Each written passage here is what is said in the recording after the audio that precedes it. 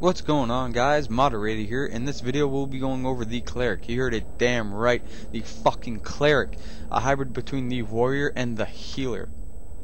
But once again we will have to change the RPG character to meet Skyrim standards.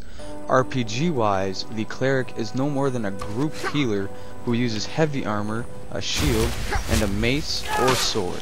But in Skyrim we will have to solo, so we are going to have to actually have hand-to-hand combat, taking the defensive aspect of the mage, example restoration, and offensive aspect of the warrior, example one-handed, will basically sum out the Cleric in the game of Skyrim.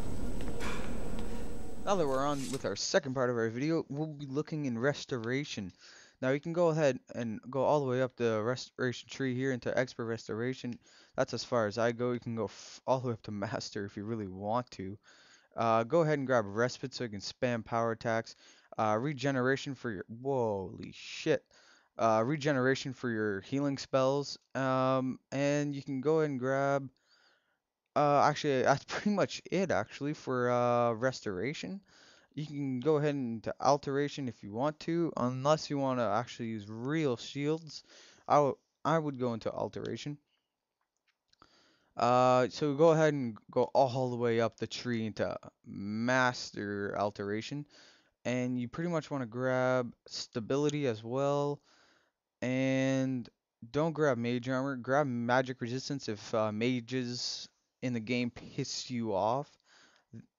For me, they do, so I would take it.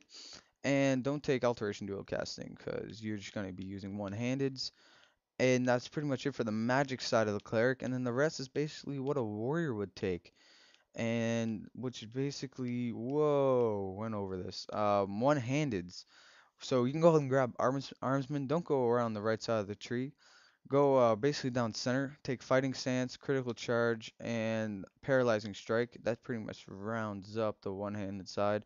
And if you're going to use maces, grab bone breaker. I know most RPGers would take maces for their clerics because that's pretty much what they use. But I like to use swords because they swing faster. So I would put all my points to bladesman rather than bone breaker. And then if you weren't going to use alteration for protection, you can go ahead and use block instead. But I wouldn't use block per se. And then basically your cleric's going to be using heavy armor, so just basically go around the right side of the tree and grab everything on the right side of the tree in heavy armor. So that's not exactly a lot of points put into your cleric.